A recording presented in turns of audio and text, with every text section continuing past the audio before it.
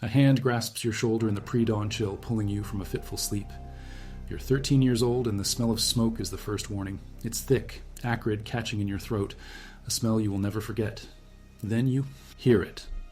Not the familiar sounds of your coastal village waking, the gulls, the gentle lapping of waves, but the splintering of wood, the screams of your neighbors, and a language you've never heard before, sharp and guttural like the barking of wolves. Men with beards like winterfrost and axes that gleam in the light of your burning home are everywhere. They move with a brutal, terrifying efficiency, cutting down those who resist and grabbing those who don't. This isn't a battle, it's a harvest. And you, your family, and your friends are part of the crop.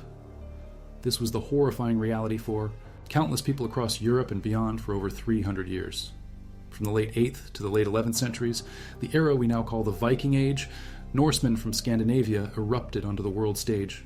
We often remember them for their incredible longships, their daring exploration that took them to North America centuries before Columbus, and their rich, compelling mythology filled with gods and giants. But behind this legacy of adventure and discovery lies a much darker systematic reality, an empire of terror built on violence, with its primary currency being human lives. What you're about to discover is not a tale of rogue warriors or isolated atrocities. It's the story of a culture where raiding and slavery were foundational pillars of the economy, of social status, and of life itself. It's a story pieced together, not from fantasy, but from their own legal codes, from archaeological digs that unearth mass graves and iron shackles, and from the harrowing chronicles written by their victims.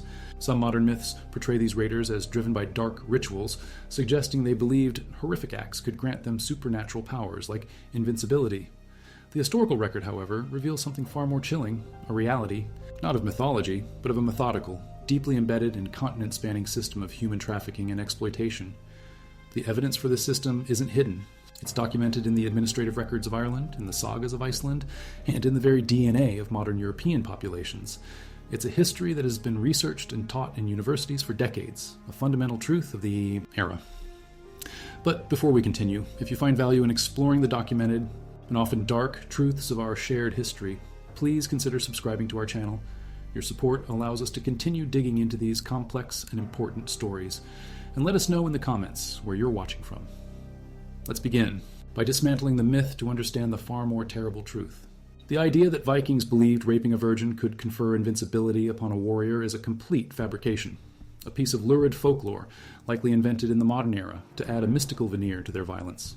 There is no reliable historical or archaeological evidence, not one saga, not one chronicle, not one law code, that suggests this was a Norse belief. The real motivations were not rooted in a quest for magical protection. They were rooted in something far more tangible and, in many ways, more terrifying, a meticulously constructed social and economic institution known in Old Norse as thraldom.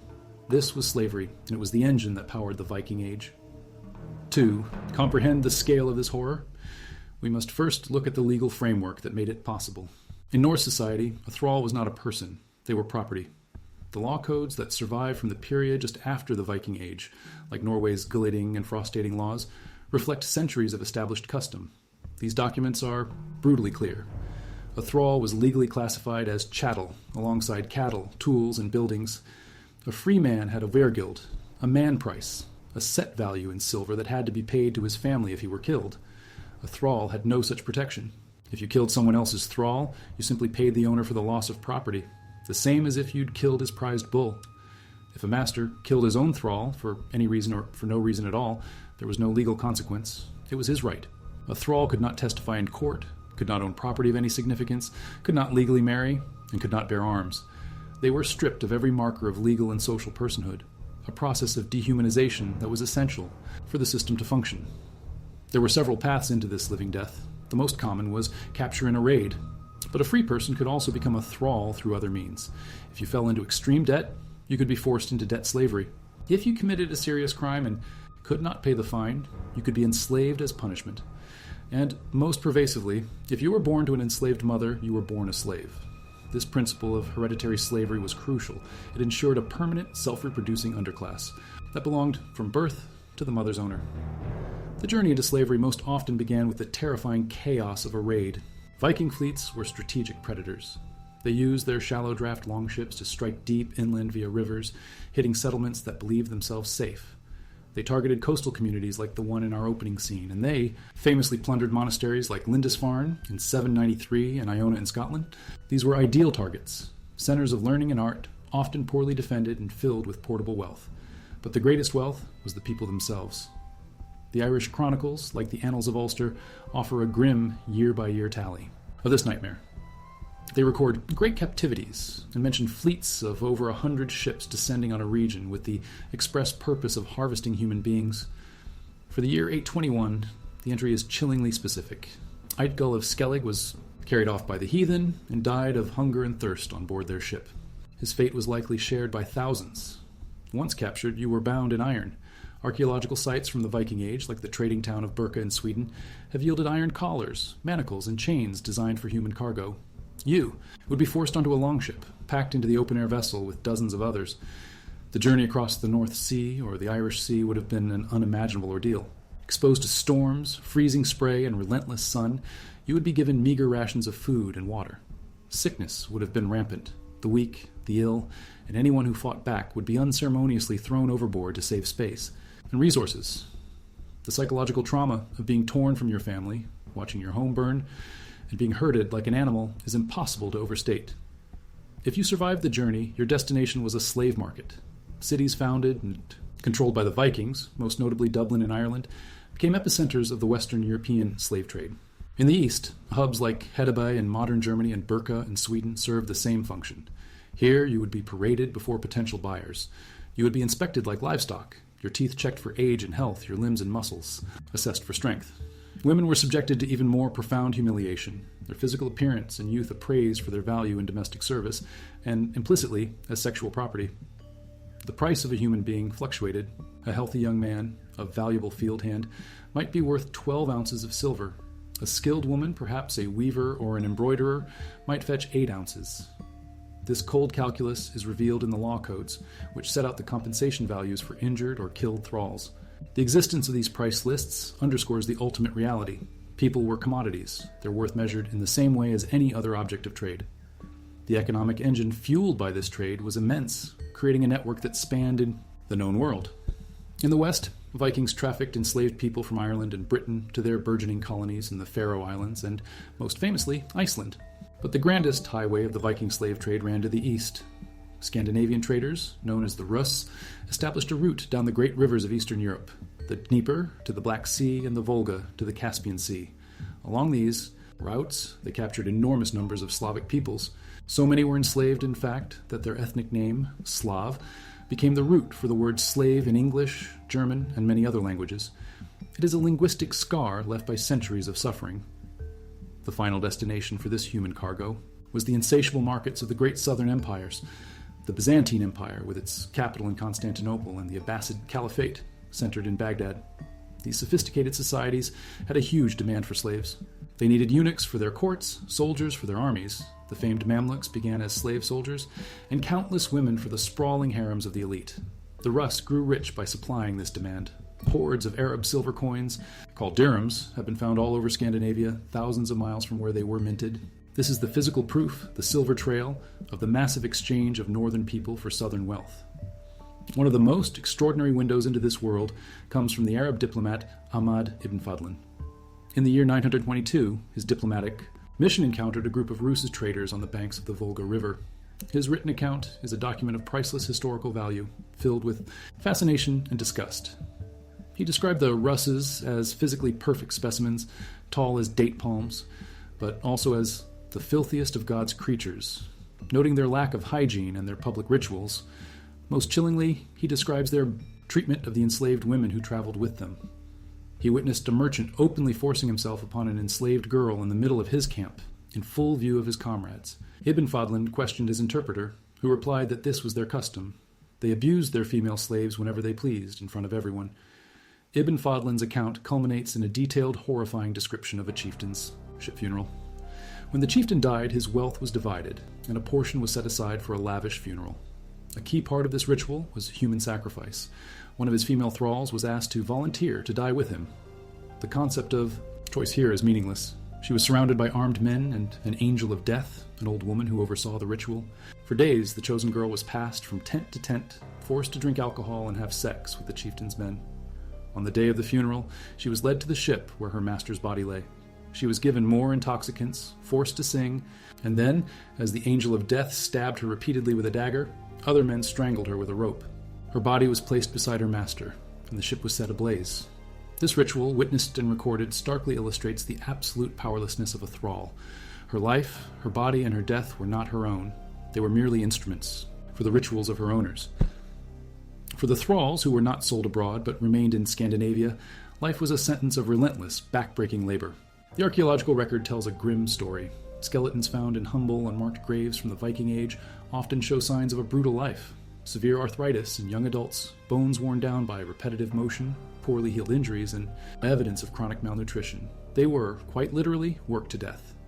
A male thrall was the primary source of muscle on the farmstead. He would clear forests, dig drainage ditches, quarry stone for buildings, and plow the hard, rocky soil from before sunrise to after sunset. He built the longhouse his master lived in, and the very ships his master used to go and capture more people like him. The female thrall, the ambat, faced a dual exploitation. Her labor was essential. Her days were consumed by tasks like grinding grain on a heavy rotary quern, a task so arduous it left visible wear on the skeleton, as well as cooking, cleaning, mucking out animal stalls, and producing textiles. Weaving wool into cloth was a constant vital activity for the household, and it fell to the women, both free and enslaved. But for the ambat, her servitude did not end with her labor. Her body was also the property of the master. Sexual exploitation was not an aberration. It was an accepted right of ownership. The Icelandic sagas, written a few centuries after the Viking Age but drawing on older oral traditions, are filled with matter-of-fact references to this practice. In the celebrated Laxdæla saga, the chieftain Olaf the Peacock buys a beautiful enslaved woman named Melkorka. He makes her his concubine, and she bears him a son. Her story is presented as a fascinating part of Olaf's heroic life, but its foundation is sexual slavery. She had no say in the matter. This was the reality for thousands of women. They were forced into sexual relationships with their captors, and any children born from these unions were automatically slaves themselves, belonging to their mother's owner. This system of hereditary, sexually fueled slavery created a constant, fresh supply of labor and reinforced the master's power. It also created enormous tension in the Norse household, with the master's free wife often seeing the enslaved concubines as rivals, leading to cruel punishments and the selling away of mothers or their children. This entire system was not a dirty secret. It was the foundation of the social order. It was culturally normalized and celebrated. A young man's first Viking expedition was his rite of passage into manhood. Success was measured in the wealth he brought back, and that wealth was tallied in silver, weapons, and thralls. Owning thralls was a potent status symbol, a visible sign of a man's power and prosperity. This worldview was so ingrained that it even appears in their mythology. The gods themselves have servants and are part of a clear hierarchy, reflecting the society that worshipped them. The most profound and permanent legacy of this system is written in human DNA. The population of Iceland provides the most stunning proof. Decades of genetic research have consistently shown a startling pattern. The founding paternal lineage of Iceland is overwhelmingly Scandinavian, but the founding maternal lineage is overwhelmingly Gaelic from Ireland and Scotland. There's only one logical conclusion. The settlement of Iceland was a massive colonial project carried out by Norsemen who brought with them thousands of enslaved Gaelic women to be their forced partners and laborers. The founding mothers of the Icelandic nation were captives. This genetic fingerprint is irrefutable evidence of the scale and gendered nature of Viking slavery. Was there any hope? Could one escape this life? Resistance was incredibly dangerous. A thrall who struck their master could be killed on the spot.